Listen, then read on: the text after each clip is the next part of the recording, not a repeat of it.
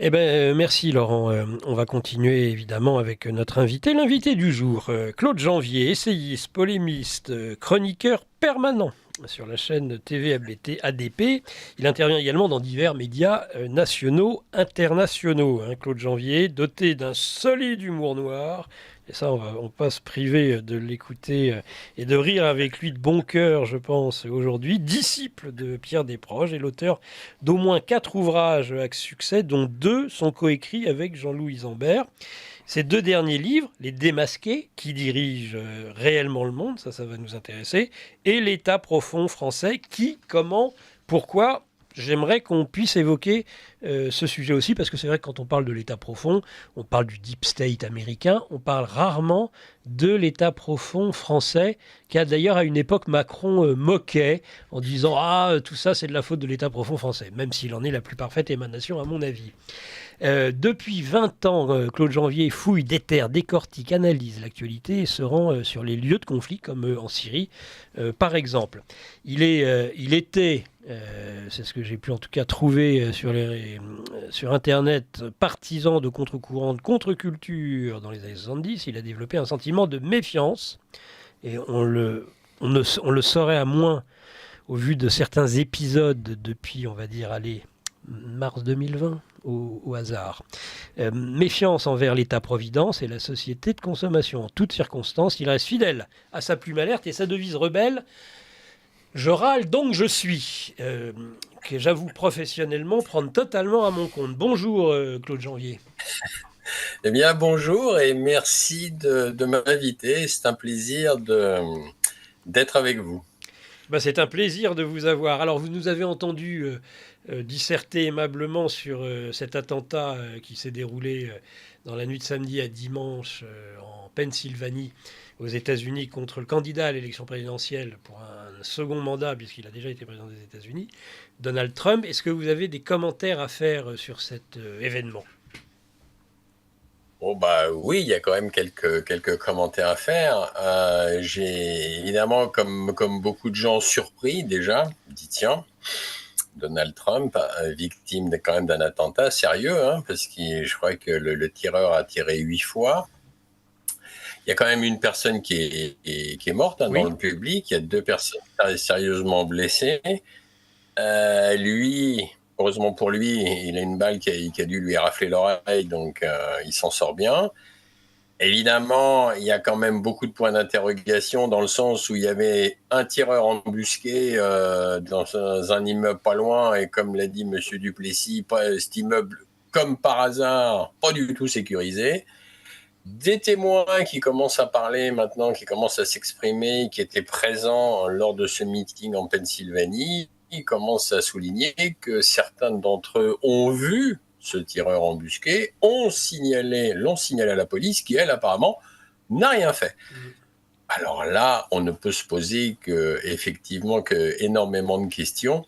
Voilà, et on en arrive à qui a commandité ou aurait commandité donc cet attentat. Je pense qu'il va falloir aller chercher dans le clan des démocrates, enfin ce qu'on appelle les néoconservateurs américains. Et d'ailleurs, ce qui est quand même intéressant, et ce qu'il faut quand même signaler, c'est que depuis les 6 dernières semaines, c'est pas loin, c'est pas long, on a quand même eu le président iranien Ibrahim Raïssi qui est mort dans des circonstances quand même plus que mystérieuses. C'est sûr. Bon. On a eu le président slovaque Robert Fico qui a été victime d'une tentative d'assassinat. Et à bout portant, plusieurs balles dans le ventre, et il s'en est sorti miraculeusement. Voilà. Elon Musk a été victime d'une tentative d'assassinat. Quand même. Le président du Burkina, Ibrahim Traoré, a été victime d'une tentative d'assassinat. Et le convoi quand même présidentiel qui transportait le Premier ministre hongrois, M. Viktor Orban, s'est fait percuter et un des motards est mort. Ah, je n'étais pas au courant. Alors, et aujourd'hui, nous avons la tentative d'assassinat de Donald Trump. Alors, si on regarde un peu ce que je viens d'exposer, le point commun entre toutes ces tentatives d'assassinat et ces accidents, entre guillemets, c'est que tous ces hommes luttent contre le nouvel ordre mondial lutte contre l'oligarchie financière internationale états-unienne anglo-saxonne. Donc, voilà, je laisse à chacun libre cours un peu d'arriver à des conclusions, mais c'était digne d'être. C'est très intéressant de le noter quand même. Voilà. C'est très En gros. intéressant de commencer, Claude Janvier, par cela. Avant de commencer nos échanges, je vais lire, si vous le voulez bien, parce que ça va nous permettre de planter le décor et de rentrer très vite dans le sujet. C'est votre 4e de couverture du livre Les Démasqués. Notre planète est-elle dirigée par un groupuscule de financiers nomades et apatrides œuvrant pour l'établissement d'un gouvernement mondial? T'en viens de parler. Est-elle sous l'empire des propriétaires de Vanguard qui n'aiment pas être sous les feux de la rampe, à savoir les Rothschild, les Orsini, les Bush, la Maison Royale Britannique, les Dupont, les Goldman Sachs, les Soros, avec leur Open Society, les Morgan, les Vanderbilt, les Rockefeller et leurs satellites. Ces familles adeptes des clubs très fermés de l'ostracisme social sont parfaitement identifiées dans la chronologie élaborée par l'auteur, à savoir Claude Janvier.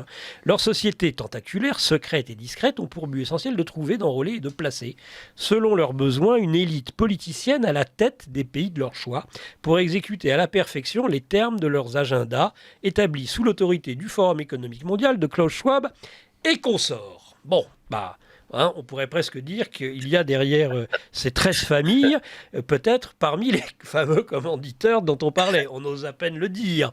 Est-ce que vous voulez lancer un peu les salves d'interrogation à notre ami Claude Janvier? Eh bien oui, Claude Janvier pointe le cœur du dispositif oligarchique mondialiste et financier.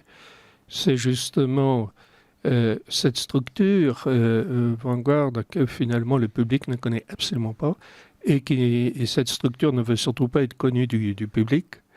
Et si on peut parler de marionnettistes du mondialisme, ils sont là, ce sont eux, ces marionnettistes du mondialisme, car en effet, comme Claude Janvier le démontre très bien dans son excellent ouvrage, eh bien, le Vanguard a des participations dans des structures, alors que l'on connaît beaucoup plus comme BlackRock, qui est une gigantesque structure d'investissement.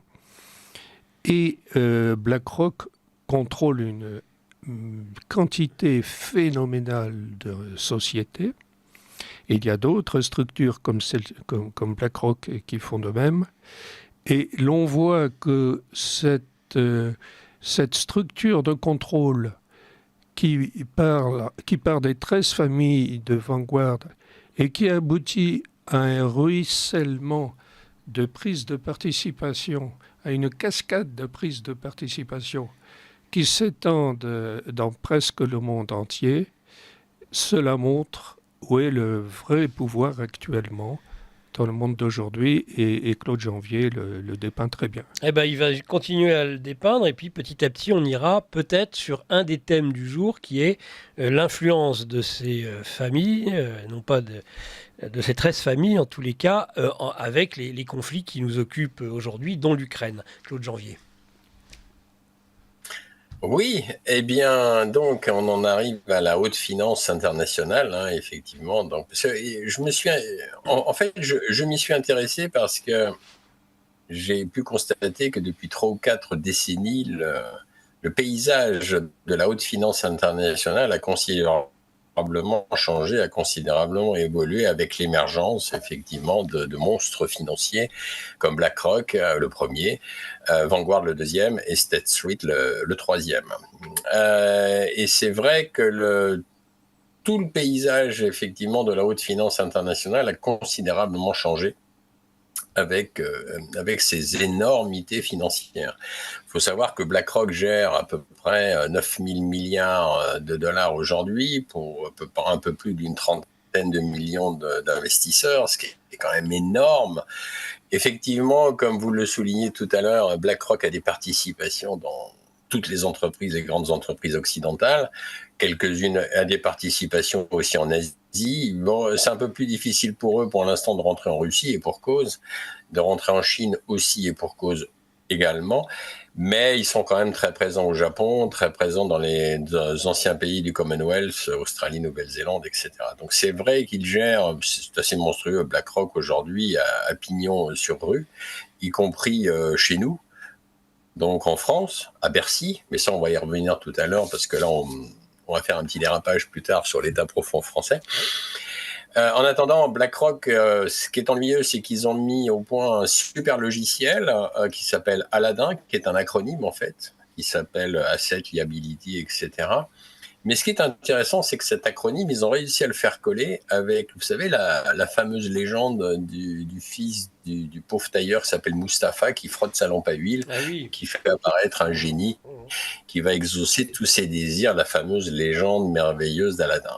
Ils ont réussi à faire coller cet acronyme avec cette histoire merveilleuse. Et ce qui fait que dans le subconscient collectif, quand BlackRock présente son super logiciel Aladdin, dans le subconscient collectif, c'est bien. C'est une bonne chose. Alors, c'est quoi ce super logiciel ? C'est 5000 ordinateurs branchés en réseau, il faut le savoir, gérés par 2500 personnes qui travaillent, qui sont donc des employés de BlackRock, dans des lieux tenus secrets. Il faut le savoir.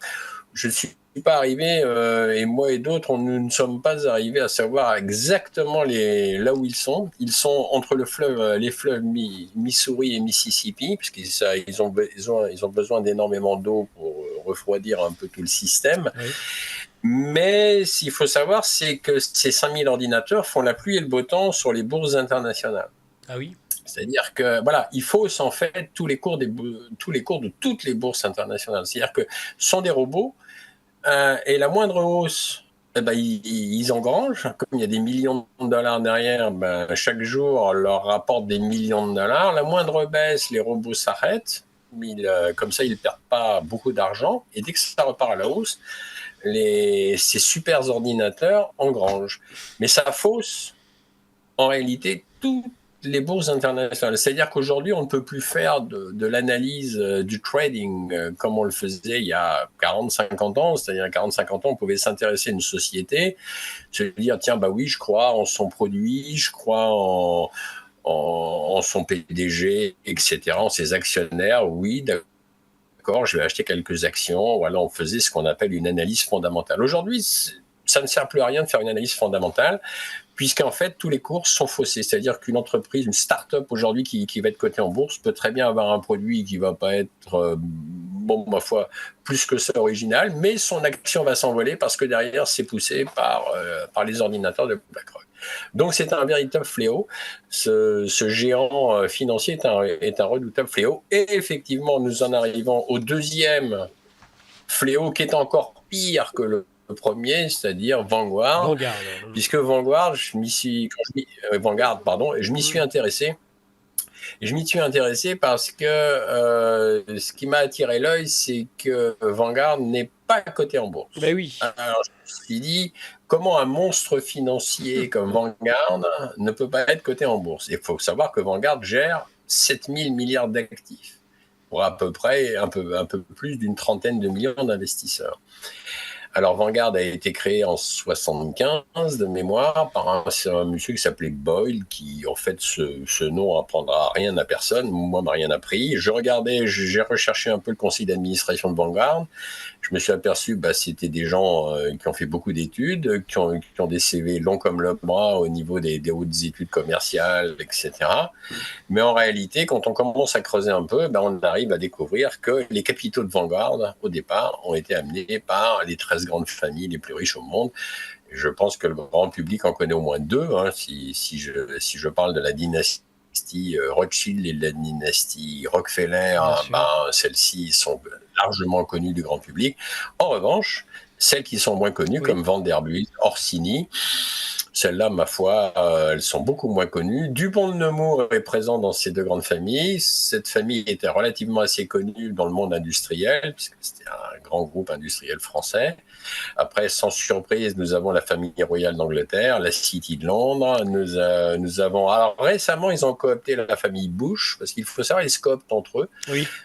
Ça, c'est très intéressant. Et nous avons la famille Morgan. Enfin, voilà à peu près le noyau dur. Donc, si je peux m'exprimer ainsi. Il y a Soros aussi. Il y a Soros. Alors Soros, je ne le place pas sur le même niveau. C'est-à-dire que là, les 13 grandes familles, c'est vraiment les 13 grandes familles qui détiennent réellement Vanguard et qui, en fait, vont accepter une famille selon leur bon vouloir. Mais en dessous, juste en dessous, ils ont leur valet, je dirais, ultra friqué, entre guillemets. Bill Gates, d'un côté, qui lui est un grand spécialiste, comme tout le monde le sait, du domaine de la santé, puisqu'il faut savoir quand même que Bill Gates, aujourd'hui, finance aux 2/3 l'OMS. C'est-à-dire que l'OMS, aujourd'hui, avec sa fondation Bill et Melinda Gates, et aussi la Gavi, et je rappelle ici que la Gavi est une fondation totalement créée par Bill Gates, en fait, Bill Gates contrôle à peu près les 2/3 de l'OMS, aujourd'hui, financièrement en parlant. Donc, il contrôle. Mais pour vous, Gates, c'est un obligé de ces 13 grandes familles, et rien de plus. Rien de plus. Rien de plus. Il est effectivement, les 13 grandes familles sont au-dessus. Parce que si vous remarquez bien, ces 13 grandes familles, on n'en entend quasiment jamais parler. Orsini, par exemple, c'est vrai, quand on va chercher sur Internet, on trouve tout un tas de choses, dont la vipère d'Orsini, qui est la vipère européenne. Très venimeuse. C'est vrai que l'image est bonne. Celle-là, j'y avais pas pensé. Vous voyez, ça peut rentrer dans l'humour, effectivement, un peu décapant. Ouais, c'est ça. Mais il est vrai qu'on parle plus facilement de Bill Gates. Si je commence à parler de Bill Gates, tout le monde me dit « Ah oui, Bill Gates, on a entendu parler ». Et Bill Gates, c'est vrai que il est juste en dessous. Mais lui, il a une fortune colossale aussi, Bill Gates. Mais vous remarquerez que Bill Gates est noté dans le magazine Forbes comme une personnalité très riche, puisque le magazine Forbes fait effectivement le palmarès des gens les plus riches au monde. Mais vous remarquerez que ces dynasties, les fameuses dynasties Vanguard, ne sont pas notées, cotées par le magazine Forbes. Donc, elles sont au-dessus. Et vous avez donc Bill Gates dans le domaine de la santé et domaine aussi des plantes, en fait. Parce que Bill Gates, avec Monsanto à l'époque, qui Monsanto a changé de nom aujourd'hui, parce que le nom de Monsanto n'avait pas bonne presse. C'est sûr. Et donc, Monsanto, maintenant ça s'appelle Bayer, ça fait partie de Bayer. Et il y a un peu plus d'une dizaine d'années déjà, Bill Gates avait racheté avec Monsanto une île perdue au large de la Norvège, qui s'appelle Svalbard.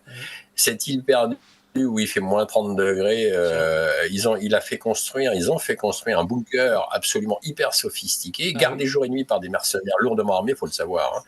Et ils entreposent là toutes les semences du monde entier. Non pas pour en faire un patrimoine mondial, voyez-vous, de protection style de l'UNESCO, mais évidemment pour mieux les breveter. Et qui dit brevet, dit argent, dit bénéfice, évidemment dit vente, dit bénéfice, et les breveter, parce qu'à partir du moment où on transforme une plante et qu'on la transforme en OGM ou en variété hybride, on peut la vendre, on peut la breveter, on peut la vendre, et on peut évidemment enclencher et engranger un maximum de bénéfices. Donc ça, c'est le domaine de Soros. Après, vous avez le domaine de Bill Gates, pardon. Et après, vous avez le domaine de Soros, puisque vous l'aviez noté tout à l'heure, cité tout à l'heure.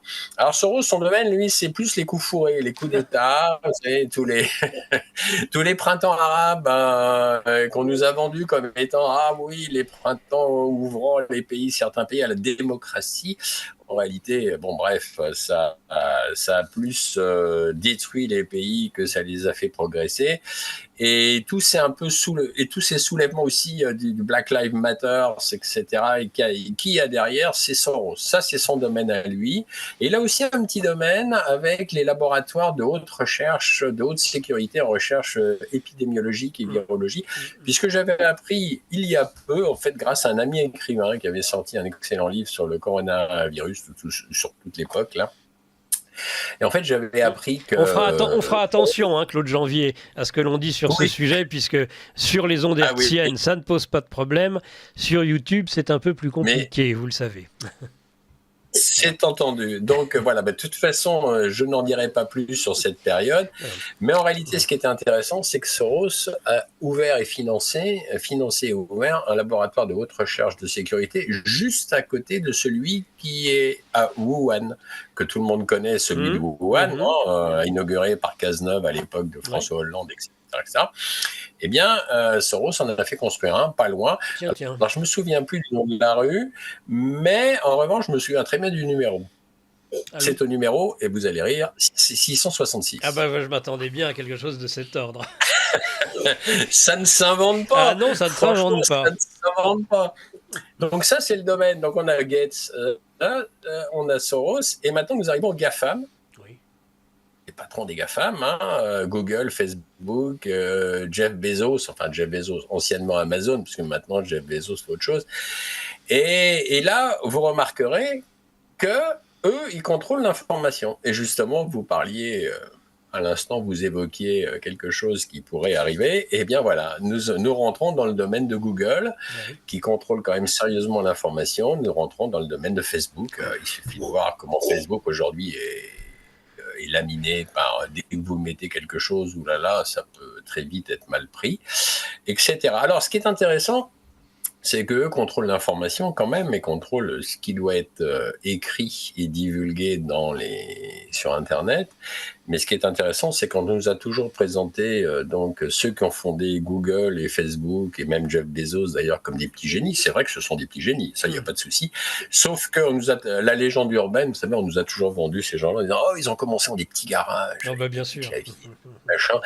Sauf que, en réalité, ils ont tous été approchés par la CIA et financés par le fonds Carlyle, le fonds souverain dès le début de la CIA.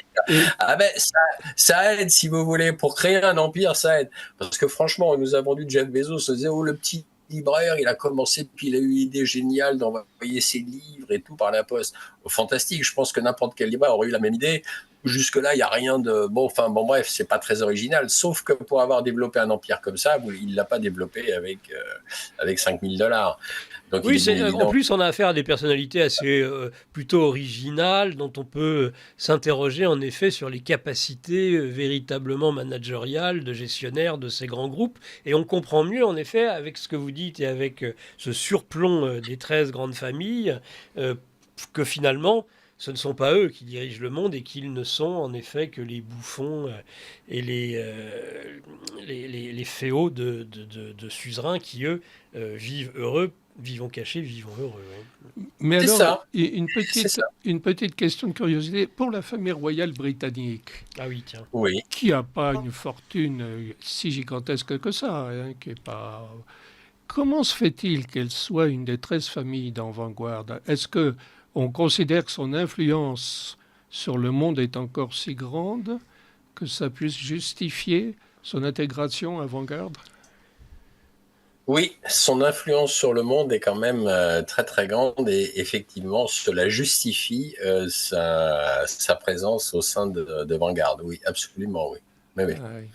Il y a des liens aussi quand même étroits entre la famille royale d'Angleterre et la City de Londres, enfin tout le monde de la finance qui est établi. Oui. Même si la City est très indépendante, il y a quand même des liens étroits, quoi.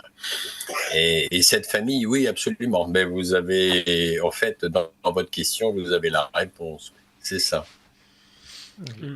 Donc, ces grandes familles, non seulement amassent des milliards, mais aussi, j'imagine, puisque s'ils maîtrisent les médias, c'est qu'ils ont aussi une action dans le monde. Et qu'ils se mêlent de beaucoup de choses, et peut-être aussi de géopolitique, éventuellement. Oui, absolument. Mais vous savez, au-delà, le problème avec cette haute finance internationale, c'est qu'au-delà de vouloir sans arrêt accroître leurs capitaux, accroître leur domination sur le monde et rester effectivement tout en haut, il y a aussi le côté, faire consommer, amener la majorité des peuples de la Terre à consommer ce que eux veulent que vous consommiez. Oui. C'est-à-dire, si vous remarquez, depuis 10-15 ans maintenant, ça s'est accéléré. C'est-à-dire que, je vais prendre un exemple simple pour que tout le monde comprenne bien. Aujourd'hui, par exemple, je vais m'abonner à Netflix, et Netflix, j'aime bien les films japonais, parce qu'en fait, je suis assez féru de films japonais, donc je commande un film japonais, et vous allez... Alors, déjà, vos informations que vous allez rentrer chez Netflix, ce qu'il faut savoir, c'est qu'elles vont toutes partir chez Microsoft. Microsoft appartient à Bill Gates, évidemment, puisque c'est lui qui a quand même créé la société. À partir de là, vos goûts sont analysés par un robot quelque part, et après, vous allez pouvoir constater que dès que vous allez vous mettre à l'écran de votre ordinateur ou de votre téléphone portable, vous allez avoir des publicités vous incitant à acheter ou à visionner des films japonais. Et donc, en fait, ils ont envie, ce qu'ils veulent, c'est contrôler la majorité des gens afin qu'ils continuent à consommer ce qu'ils ont envie de vous vendre. Donc, d'un côté, ils veulent s'assurer la suprématie financière de la majorité des grosses entreprises planétaires, et de l'autre, ils veulent accroître leur contrôle envers la majorité de la population planétaire en leur faisant consommer ce que eux ont envie de vous faire consommer. C'est très intéressant. Vous voyez, il y a la collecte des informations aussi, parce qu'en fait, on en arrive à un crédit social. C'est-à-dire le crédit social aujourd'hui n'est pas juste l'apanage de quelques villes chinoises, mais en réalité, nous sommes en plein dans le crédit social en Europe. Aujourd'hui, notre plaque d'immatriculation de voiture, elle est flashée, reflashée, et tout le monde sait où vous habitez, qui vous êtes, etc. Donc, et ça, c'est intéressant. C'est intéressant de comprendre aussi ce volet, c'est-à-dire qu'il y a le côté domination financière, il y a le côté aussi domination de la majorité de la population de la Terre, de façon à bien continuer à contrôler tout le monde. Alors c'est dans le cadre au sens étymologique du mot, à vous écouter, de ce qu'on appelle la séduction. C'est-à-dire la séduction, c'est être placé sous l'objet de votre désir et les faire consommer de telle manière et en tirer toutes les énergies par ce biais-là. C'est vraiment ce que vous dites, c'est troublant parce que c'est la quintessence même du mot séduction. Oui, c'est ça. Et c'est un monde orwellien, en fait, qui se cristallise et qui a des relents de comtisme. Vous savez, le philosophe Auguste Comte, polytechnicien, rationaliste, qui disait que le bonheur de l'humanité passerait par une gestion rationnelle des choses et des gens, en dehors de toute chimère, entre guillemets, dans l'esprit d'Auguste Comte, religieux, spiritualiste ou autre. Et au fond, cette oligarchie financière mondialiste s'imagine, je pense que, au-delà de son enrichissement perpétuel, elle œuvre au fond pour le bonheur d'une humanité en quelque sorte sous anesthésie générale, mais plongée dans une sorte de béatitude consumériste, en fait. C'est pas faux, c'est ça. Alors, ce qu'il faut comprendre aussi, c'est l'idéologie qu'il y a derrière ces 13 grandes familles, et puis un peu même leurs serviteurs zélés comme Gates, Soros, etc. C'est qu'ils ont quand même une idéologie malheureusement assez mortifère. Oui. Ils ont un mépris quand même viscéral envers les gens, envers la majorité des peuples. C'est-à-dire que d'un côté, ils sont apatrides. En fait, ils n'ont pas une nationalité réelle. Ils ne sont pas attachés à une nationalité. Il se trouve qu'ils sont beaucoup anglo-saxons, mais en réalité, ils sont pas du tout. Ils n'ont pas une once de nationalisme. Au niveau religieux, ils ne le sont pas.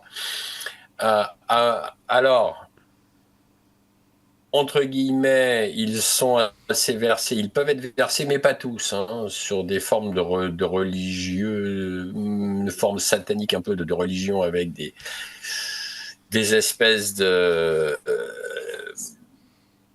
bon bref, je ne sais pas trop comment... Vous avez des éléments factuels, vous avez dans vos enquêtes sur cet aspect-là? Oui, c'est-à-dire j'ai enquêté un peu sur, par exemple, Feu, le Bohemian Club, qui a définitivement fermé en 2021 de mémoire.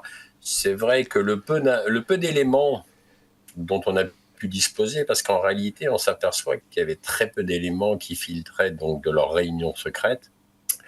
il y avait quand même, c'était un peu étrange, quoi. Ils brûlaient des effigies, il y avait des espèces de messes noires, il y avait, ça frisait les orgies.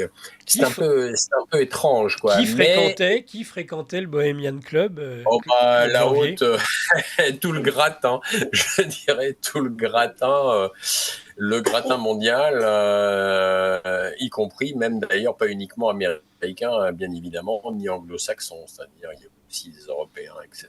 Donc là, on parle du gratin, on parle de hauts financiers, on parle de hauts patrons, etc.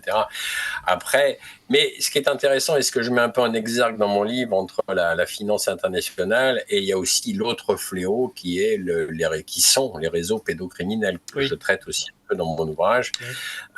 Et ce qu'il faut comprendre quand même, c'est qu'il y a quand même une collusion, mais pas que, quand même, entre la haute finance internationale et certains réseaux pédocriminels. Et là, on en arrive à l'affaire Epstein, qui a éclaté il y a peu et qui a mis en exergue quand même un certain nombre de soirées, de rendez-vous et de week-ends un peu glauques sur l'île privée d'Epstein. Voilà. En revanche, on n'a jamais pu avoir les listes réelles des politiciens et des hauts financiers qui étaient présents. On a eu des listes d'artistes du showbiz, oui, qui ont fait quelquefois des voyages sur cette île, mais les politiciens et les financiers, curieusement, on les a pas. On n'a pas les listes. Donc, voilà, c'est en ce sens que cette oligarchie financière mondiale internationale est quand même assez glauque au niveau de leur idéologie et au niveau de leur plaisir, quoi, de leur débauche, quoi. C'est assez lourd, quand même. C'est pas du léger, quoi. Tout à fait. Claude Janvier, pour avancer un petit peu là dans nos discussions, je suppose aussi que ces grandes familles et puis leurs obligés, leurs serviteurs zélés, comme vous les appelez, on a Soros dont vous nous avez parlé, s'intéressent, ils vendent de tout. On a dit l'importance de Vanguard, de BlackRock sur l'industrie pharmaceutique, mais ils n'investissent certainement pas que sur la santé. On imagine qu'ils sont aussi des vendeurs, vous disiez qu'ils étaient mortifères, ils sont peut-être aussi vendeurs d'armes, vendeurs de morts, et de là, est-ce qu'ils s'intéressent aussi, ces familles, aux zones de conflit dans le monde ? Ils sont très intéressés par les zones de conflit. Ce qu'il faut comprendre, c'est que BlackRock et Vanguard sont actionnaires de tout le complexe militaro-industriel américain, mais aussi de tous les complexes militaro-industriels européens. Ça, c'est clair. Ils sont tous actionnaires. Après, on en arrive effectivement à qui finance les guerres et pourquoi. Eh bien, oui, on en arrive encore et toujours à cette oligarchie financière mondiale qui a tout intérêt, comme ils ont des actions dans toutes les usines d'armes et comme ils contrôlent tous les États européens aujourd'hui, ils ont tout intérêt à ce que les guerres continuent. Et c'est malheureux parce que c'est pour ça que le conflit russo-otanusien via l'Ukraine risque de perdurer encore malheureusement quelque temps. Et ce qui se passe aujourd'hui en Israël avec la bande de Gaza, c'est aussi un conflit armé qui fait tourner beaucoup le complexe militaro-industriel et donc les usines d'armement. Mais ce qui est intéressant, c'est que je suis tombé grâce à mon épouse d'ailleurs, qui m'a rappelé qu'en 1992, et je fais une petite digression, Fidel Castro disait, et ça c'est quand même très intéressant, il disait voilà, la prochaine guerre sera en Europe entre la Russie et le fascisme, sauf que le fascisme sera appelé démocratie. Il a dit ça en 92, l'année de Maastricht. Il a dit ça en 92, Fidel Castro. Et là, je trouve cette déclaration, pour l'époque, visionnaire. Oui. C'est exactement ce qui est en train de se passer. Mais comment pourrait-on analyser l'articulation entre cette oligarchie financière, notamment des 13 familles de Vanguard, et leurs affidés, et la nation américaine, et je dirais l'empire américain. Comment les deux s'articulent ?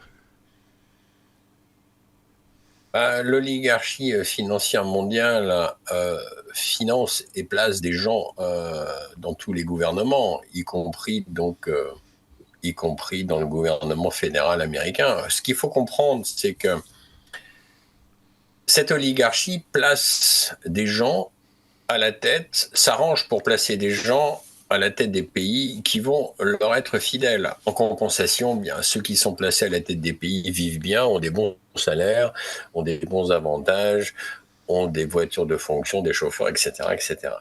Et ce qu'il faut comprendre, c'est que beaucoup de gens ne sont pas plus intéressés que cela à la politique, mais sont beaucoup intéressés à la badugue, à la cupidité.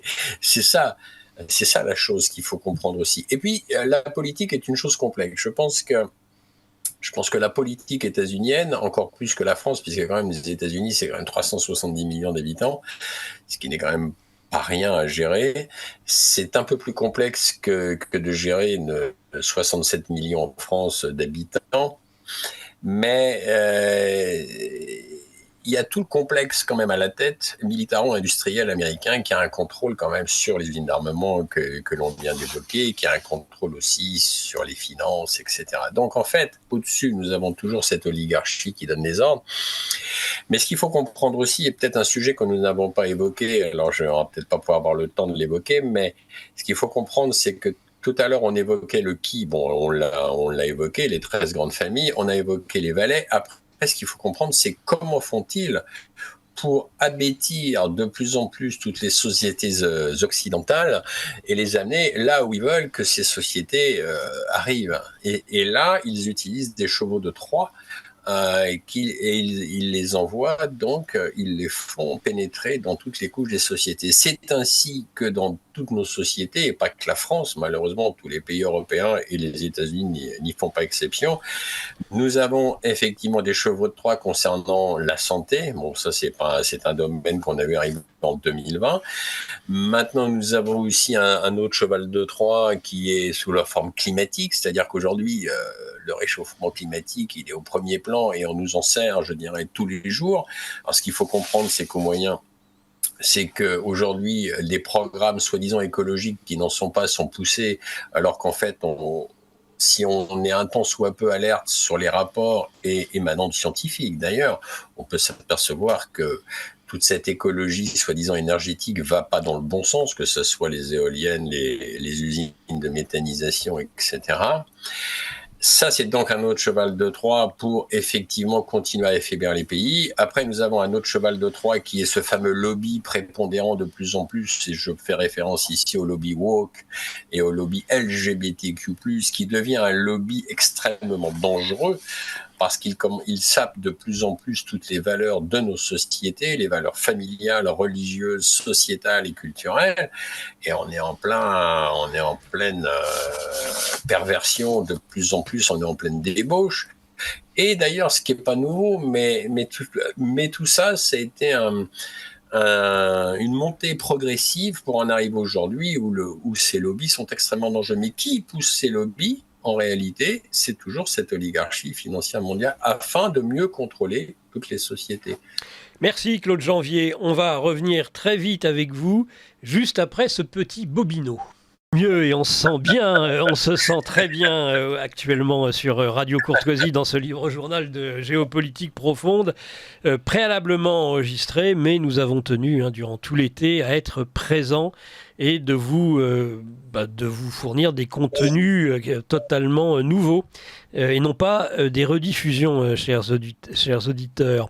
Donc nous sommes en compagnie dans ce livre journal de géopolitique profonde sur Radio Courtoisie avec Laurent Arthur Duplessis, qu'on ne présente plus sur Radio Courtoisie, le patron d'émission entre autres du livre journal de la crise, et puis de notre invité principal dans ce grand angle qui n'est autre que Claude Janvier, l'essayiste, le polémiste, dont parmi les ouvrages maîtres et ceux qui nous intéressent et nous interpellent particulièrement aujourd'hui, il y a Les Démasqués, qui dirige réellement le monde, et L'État profond français, qui, comment, pourquoi, aux éditions KA. C'est bien ça, aux éditions K. C'est ça. Claude Janvier. C'est bien cela, c'est K édition. Oui, Ouais. K édition, voilà. C'est ça.